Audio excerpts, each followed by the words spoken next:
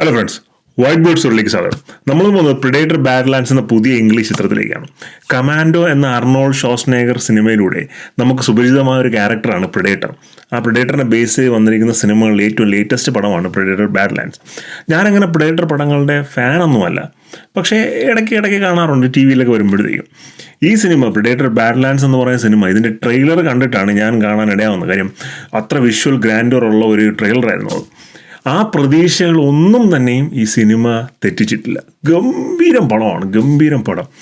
ഓരോ ലെവലിലും പടം മുന്നിട്ട് നിൽക്കുന്ന ഒരവസ്ഥ, അല്ലെങ്കിൽ ഒരു ഹൈ ക്വാളിറ്റി എക്സ്പീരിയൻസ് തരുന്ന രീതിയിലാണ് പടം എടുത്തിരിക്കുന്നത്. അതിൻ്റെ ഒരു സിനിമാറ്റോഗ്രാഫി ആയാലും ശരി, അതിൻ്റെ ഒരു ബാക്ക്ഗ്രൗണ്ട് സ്കോറ്, ക്യാരക്ടേഴ്സിൻ്റെ പെർഫോമൻസ്, സ്ക്രീൻ പ്ലേ, ഗംഭീരം പടമാണ്. നമുക്ക് തിയേറ്ററിൽ 100% ആസ്വദിച്ച് എൻജോയ് ചെയ്ത് നമ്മൾ 200 രൂപ അല്ലെങ്കിൽ 300 രൂപ ടിക്കറ്റ് എടുത്ത് തിയേറ്ററിലോട്ട് കയറി കഴിഞ്ഞ് കഴിഞ്ഞാൽ അത് 100% വർത്താവുന്ന രീതിയിലാണ് പടം എടുത്തിരിക്കുന്നത്.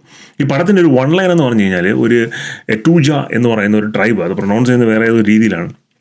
ആ ട്രൈബിലുള്ള ഒരു പ്രിഡേറ്റർ ക്യാരക്ടർ അവൻ്റെ വെർത്ത് തെളിയിക്കാനായിട്ട് ഈ വേറെ സ്ഥലത്ത് പോയിട്ട് ഒരു വില്ലനെ പിടിച്ചുകൊണ്ട് വരണം. വേറെ പ്ലാനറ്റിലൊക്കെ പോയിട്ട്, ഇത് ഭൂമിയിലല്ല, ഭൂമിക്ക് വെളിയിൽ വേറൊരു ഗ്രഹത്തിലാണ് ഈ കഥ നടക്കുന്നത്, പിടിച്ചുകൊണ്ട് വരണം.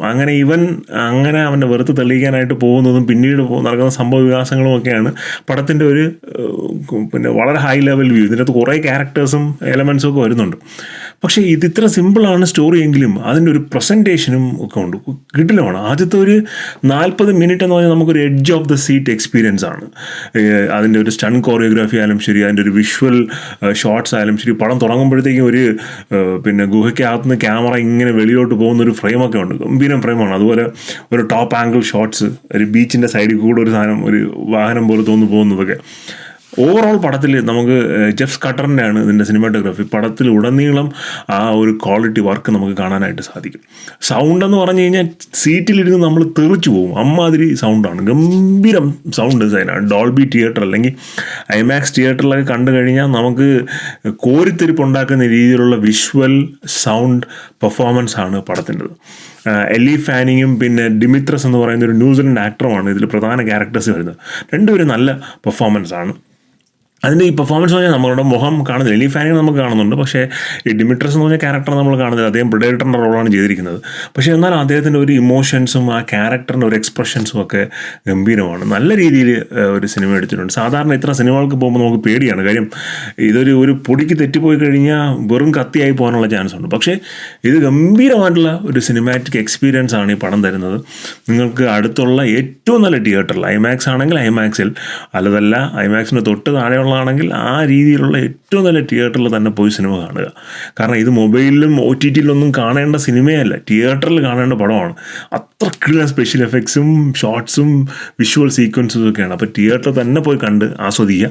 ഒരു 15 വയസ്സിന് മുകളിലുള്ള കുട്ടികളെ മാത്രം കൊണ്ടുപോകുക, അല്ലെങ്കിൽ അറ്റ്ലീസ്റ്റ് ഒരു 12 വയസ്സിന് മുകളിലുള്ള കുട്ടികളെ മാത്രം കൊണ്ടുപോകുക. കാര്യം കുറച്ച് ഗ്രാഫിക്കൽ വയലൻസ് സീനൊക്കെ ഉണ്ട്. ഒരുപാട് ബ്ലഡ് എന്നുള്ള സീൻസൊന്നുമില്ല, പക്ഷേ അല്ലാത്ത കുറച്ച് ഗ്രാഫിക്കൽ വയലൻസ് സീനൊക്കെ ഉണ്ട്. അപ്പോൾ അതുകൊണ്ട് ഒരു ഏജ് ലിമിറ്റ് കീപ്പ് ചെയ്ത് കൊച്ചുകുട്ടികളൊന്നും സിനിമയ്ക്ക് കൊണ്ടുപോയിരിക്കുക. പക്ഷേ സിനിമ ഗംഭീരമാണ്. സിനിമ കണ്ടതിന് ശേഷം നിങ്ങളുടെ അഭിപ്രായം നിങ്ങൾ കമൻറ്റ് ചെയ്യുക. വീഡിയോസ് ഇഷ്ടപ്പെടുന്നുണ്ടെങ്കിൽ ലൈക്ക് ചെയ്യുക, ഷെയർ ചെയ്യുക, സബ്സ്ക്രൈബ് ചെയ്യുക. അപ്പോൾ മറ്റൊരു സിനിമ ആയിരിക്കും